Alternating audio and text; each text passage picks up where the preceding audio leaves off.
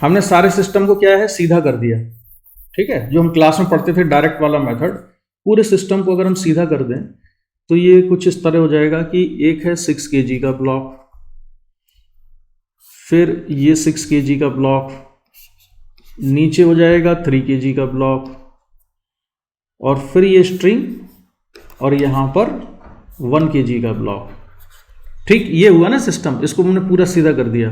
इस सिस्टम को चलाने वाला फोर्स कौन सा है, ये 60 न्यूटन है यहाँ पर, और यहाँ कितना लगा हुआ है 10 न्यूटन, और यहाँ से एक फ्रिक्शन भी लगेगा इस पर जो कि हमने लिखा था 18 न्यूटन के बराबर। अब इन चारों ब्लॉक को मिला के हम एक सिंगल बॉडी मान रहे हैं। अगर चारों को हमने सिंगल बॉडी मान लिया तो सिंगल बॉडी पर टोटल फोर्स कितना है 60 माइनस 10 माइनस 18, लेकिन जब मास से डिवाइड करोगे तो टोटल मास कितना लिखोगे 6 प्लस 6 प्लस 3 प्लस 1, चारों ब्लॉक का मास, तो कितना आ जाएगा ये 32/16, 32/16 यानी 2 मीटर पर सेकंड स्क्वायर। तो हमारे पास टोटल इसका एक्सेलरेशन आया 2 मीटर पर सेकंड स्क्वायर। अब क्या चेक करेंगे, अगली स्टेप क्या होती है, अगली स्टेप होती है हम ये चेक करते हैं कि अगर ये सिस्टम 2 मीटर पर सेकंड स्क्वायर से मूव कर रहा है तो इन दोनों ब्लॉक्स के बीच में फ्रिक्शन कितना है। अगर वो फ्रिक्शन मैक्सिमम फ्रिक्शन से ज्यादा आया यानी स्लिपिंग हो चुकी है, और मैक्सिमम फ्रिक्शन से कम आया तो स्लिपिंग नहीं हुई है, तो 6 kg वाले का फ्री बॉडी डायग्राम हम बना लेते हैं। ऊपर कौन सा 6 kg, जो ब्लॉक ए था, तो यहां पर जो फोर्स लग रहा है इस वाले ब्लॉक पर, तो इस पर फ्रिक्शन फोर्स कितना आएगा। अगर हम इसको 2 मीटर पर सेकंड स्क्वायर से चलाते हैं 6 kg को, तो इस पर फ्रिक्शन कितना आएगा हमको ये देखना है। अगर 6 kg ब्लॉक को 2 मीटर पर सेकंड स्क्वायर से चलाया तो इस पर फ्रिक्शन कितना आएगा हमको ये चेक करना है। तो कैसे चेक होगा बताओ। नहीं, कोई और बताओ जरा, बाकी लोग और बताओ।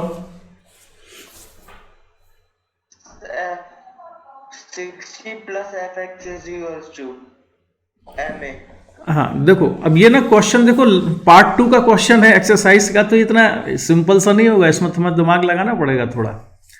जब मैं केवल 6 kg ब्लॉक को ले रहा हूं ना बेटा, तो 6 kg ब्लॉक पर ये जो ग्रेविटेशनल फोर्स है ना 60 न्यूटन, ये नहीं लग रहा है। इस पर क्या लग रहा है, इस पर टेंशन लग रहा है। अगर ब्लॉक ए का फ्री बॉडी डायग्राम अगर मैं बनाऊंगा तो इस पर कौन सा फोर्स लग रहा होगा, टेंशन लग रहा होगा। समझ में आया, जो यहां पर टेंशन है टी, ये वाला टी। जब मैंने चारों ब्लॉक को मिला के एक सिंगल सिस्टम लिया, चारों ब्लॉक को मिला के एक सिंगल सिस्टम लिया, तो मैंने टेंशन नहीं बनाया अलग से। क्यों नहीं बनाने की जरूरत थी, क्योंकि तब टेंशन इंटरनल फोर्स हो गया।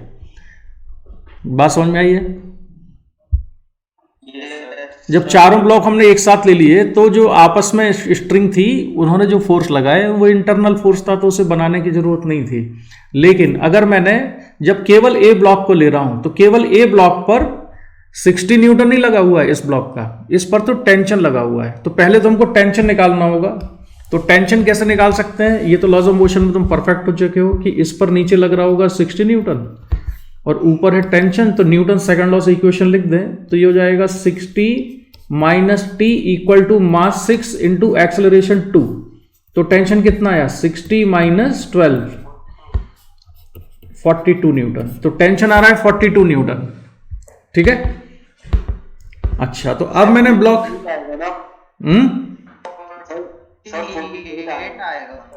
हाँ सही बात है, ये तो 48 हुआ, बिल्कुल सही। 60 माइनस 42 ये आया 48 न्यूटन। तब जो ब्लॉक ए है, इस ब्लॉक ए को अगर हम चेक करें तो ब्लॉक ए पर, इसी पे बना देता हूं मैं यहां पर लेफ्ट में, देखो ब्लॉक ए पर एक तो टेंशन लग रहा है 48 न्यूटन का, ठीक है। और फ्रिक्शन हम मान लेते हैं लेफ्ट साइड में है। अच्छा, फ्रिक्शन की डायरेक्शन तुम बता सकते हो कहां होनी चाहिए ब्लॉक ए पर, लेफ्ट या राइट?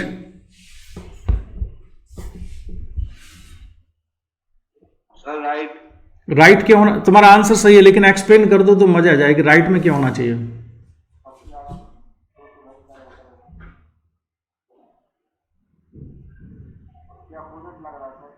देखो नहीं, ऐसे चेक किया करो, बहुत ही सिंपल सा। अगर फ्रिक्शन नहीं होता यहां पर तो इस ब्लॉक ए का एक्सेलरेशन कितना होता बताओ? केवल टेंशन की वजह से एक्सेलरेशन कितना होता? अगर केवल टेंशन होता तो एक्सेलरेशन कितना होता इसका? गौरव 2 मीटर पर सेकेंड। नहीं, मान लो इसको देखो, इस पे केवल टेंशन लग रहा है और वो टेंशन की वैल्यू 48 न्यूटन है, इसका मास 6 kg है, तो केवल 48 न्यूटन की वजह से एक्सेलरेशन कितना होता है इसका? सर 8 मीटर पर सेकेंड। 8 मीटर पर सेकंड स्क्वायर होता। लेकिन अभी हमने जब सॉल्व किया है तो कंबाइंड एक्सेलरेशन कितना आया है? हमने माना है 2 मीटर पर सेकंड स्क्वायर। इसका क्यों निकाल रहे हैं? टेंशन लगेगा। ठीक है, तो इसका मतलब ये है कि इस पे जो फ्रिक्शन लगना चाहिए वो कहां लगना चाहिए? राइट साइड में। यानी कि 48 के अपोजिट डायरेक्शन में भी कोई फोर्स होना चाहिए ना, जिसकी वजह से इसका एक्सेलरेशन घट के कितना हो गया है? 2 हो गया है। ये एनालिसिस करने का तरीका है। तो अभी आएगा 48 minus f s equal to mass 6 और एक्सेलरेशन कितना लिया है हमने इसका? 2। तो एफ एस कितना आता है इसको सॉल्व करने पर? 48 माइनस 12, तो एफ एस इक्वल टू कितना हुआ? 36 न्यूटन। और ये 36 न्यूटन मैक्सिमम वैल्यू से कैसा है? कम है। मैक्सिमम वैल्यू से कम है। मैक्सिमम वैल्यू कितनी अवेलेबल है?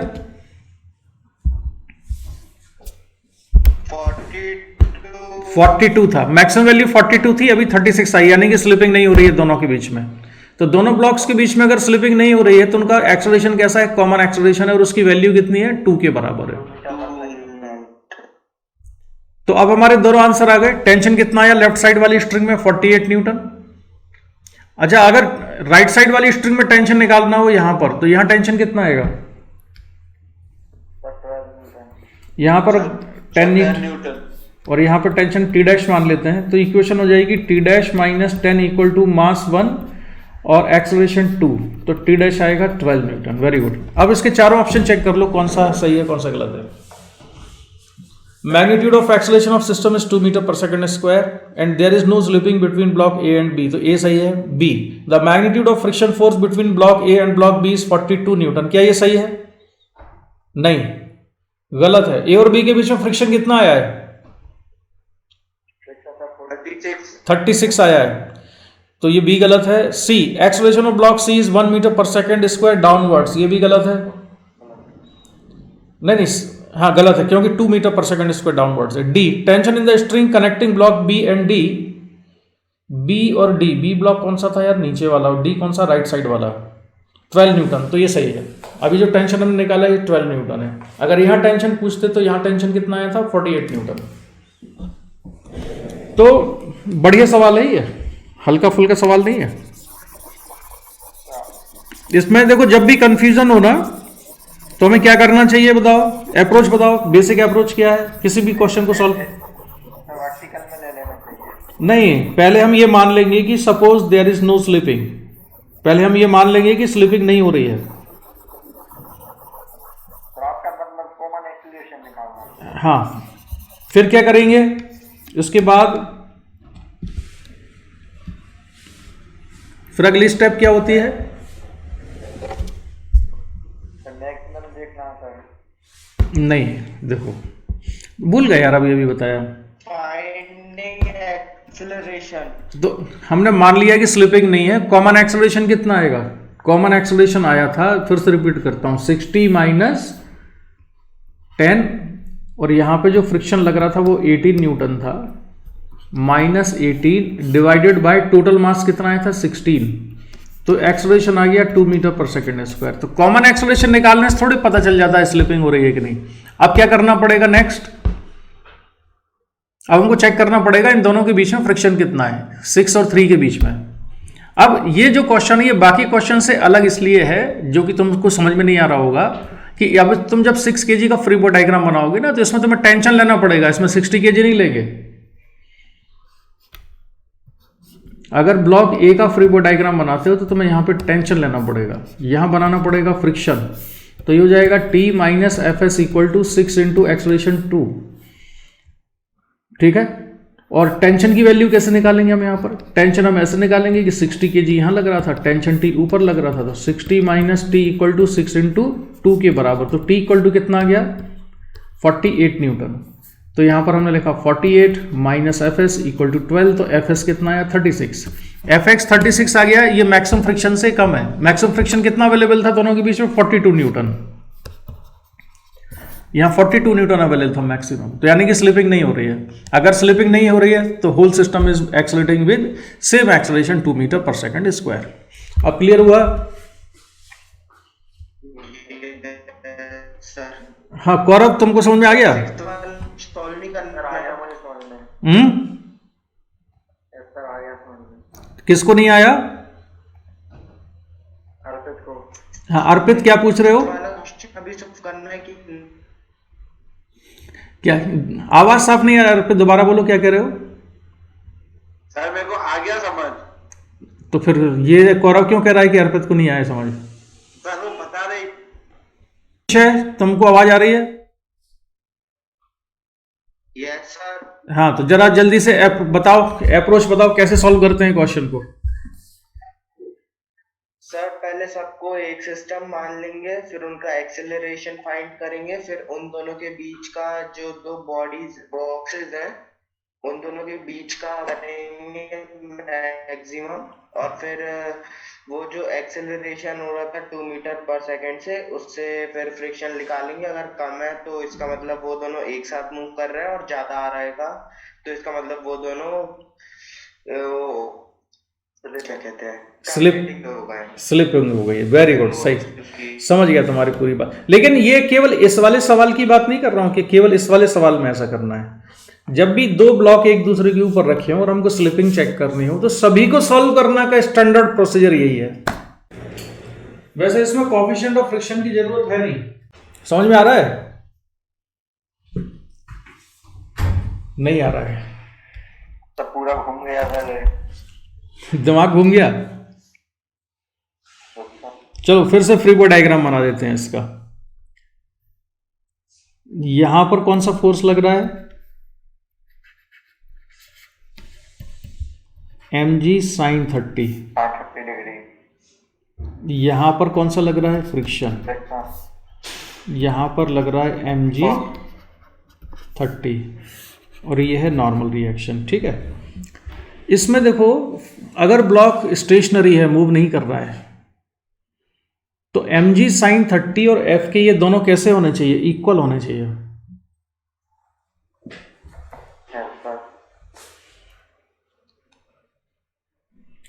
ठीक है, तो उसमें फ्रिक्शन कोएफिशिएंट ऑफ फ्रिक्शन अगर हमसे पूछा गया होता तो हम निकाल लेते, लेकिन फ्रिक्शन फोर्स की वैल्यू अगर केवल पूछी है तो F की इक्वल टू mg sin 30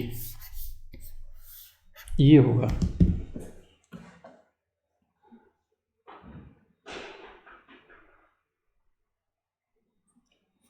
अच्छा, दूसरी चीज ये है, लेकिन आप क्वेश्चन की लैंग्वेज पर आ जाओ। क्वेश्चन की लैंग्वेज क्या कहती है? Block of mass 1 kg is stationary with respect to conveyor belt.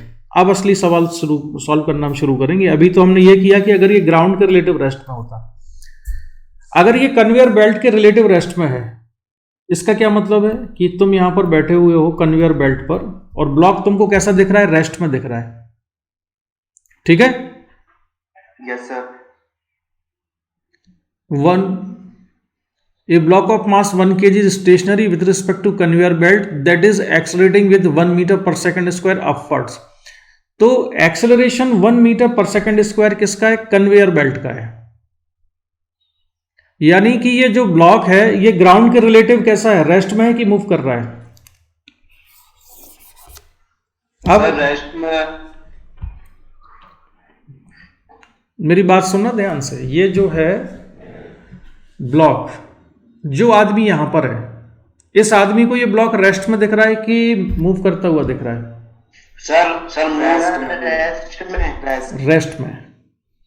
Sir लेकिन अगर कन्वेयर बेल्ट चले तो सर उसको तो अपने पास अगर दिखेगा ना वो।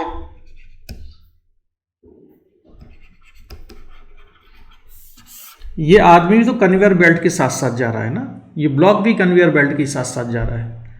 तो ये जो ऑब्जर्वर ए है, इस ऑब्जर्वर के लिए ये जो ब्लॉक है ये कैसा है? रेस्ट में है। ये ब्लॉक मूव नहीं कर रहा है, इस कन्वेयर बेल्ट के रिलेटिव ब्लॉक मूव नहीं कर रहा है, क्योंकि ये क्वेश्चन में गिवन है। A block of mass 1 kg is stationary with respect to conveyor belt. एक ऑब्जर्वर ग्राउंड पे खड़ा हुआ है, ये ऑब्जर्वर है, ये ग्राउंड पे खड़ा हुआ है बी। तो ग्राउंड पर खड़े हुए ऑब्जर्वर को तो ये कन्वेयर बेल्ट भी मूव करते हुए दिखेगी, ब्लॉक भी मूव करते हुए दिखेगा, ऑब्जर्वर ए भी मूव करते हुए दिखेगा। ये सारे मूव कर रहे होंगे 1 मीटर पर सेकंड स्क्वायर से। समझ में आ गया इतना? Yes sir.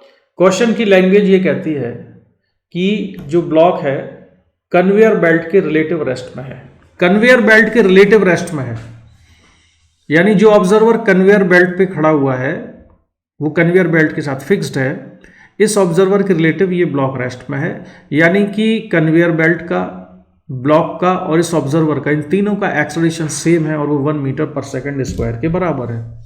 एक ऑब्जर्वर जो ग्राउंड पे खड़ा हुआ है, इस ऑब्जर्वर के लिए ये जो ब्लॉक है ये 1 मीटर पर सेकंड स्क्वायर से ऊपर जा रहा होगा कन्वेयर बेल्ट के साथ साथ, ठीक है, उसके साथ साथ ही ऊपर जा रहा है। अब अगर हम इस केस में इसका फ्री बॉडी डायग्राम बनाते हैं तो यहाँ पर लग रहा है mg sin 30 डिग्री और यहाँ पर लग रहा है फ्रिक्शन फोर्स। अब ये फ्रिक्शन कैसा, स्टेशनरी है कि काइनेटिक फ्रिक्शन है, सॉरी स्टैटिक फ्रिक्शन है कि काइनेटिक? तो ये स्टैटिक फ्रिक्शन होगा। क्यों? क्योंकि इसमें क्वेश्चन में ये गिवन है कि ये कन्वेयर बेल्ट के रिलेटिव रेस्ट में है, तो अगर ब्लॉक रेस्ट में है तो रिलेटिव मोशन नहीं है, दोनों साथ साथ ऊपर जा रहे हैं ऐसे, तो ये फ्रिक्शन कौन सा है? स्टैटिक फ्रिक्शन है।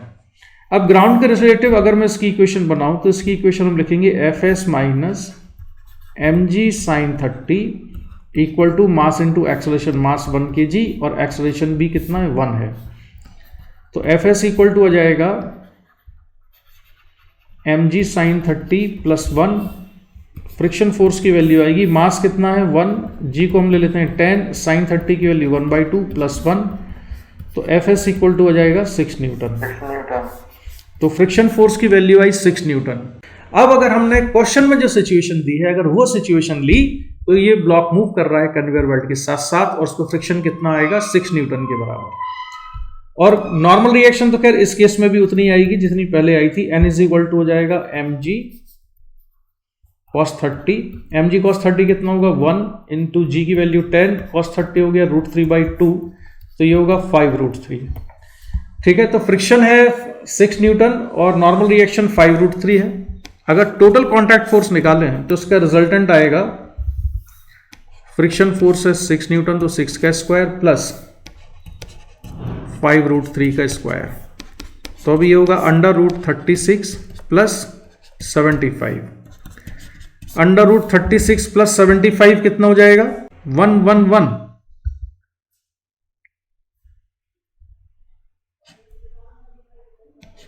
√111 और इसको सॉल्व करो तो कितना आएगा? √ निकालो, कैलकुलेटर यूज कर लो सर। 10.5 कुछ समथिंग आएगा, तो ये अप्रोक्सीमेटली 10.5 आएगा, 10.5 Newton.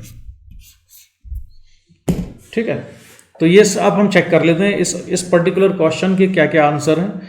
Force of friction on block is 6 newton upwards along the inclined plane, तो option A is correct. Force of friction on block is 1.5 Newton upwards along the inclined plane. This option is not correct. C. Contact force between the block and belt is 10.5 Newton. This is correct.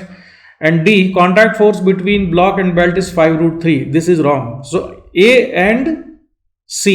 These two options are correct. Yes, sir. तो analysis हो गया इसका खत्म इसी के साथ। इसमें तुम्हें कुछ डाउट हो तो पूछो इस क्वेश्चन में।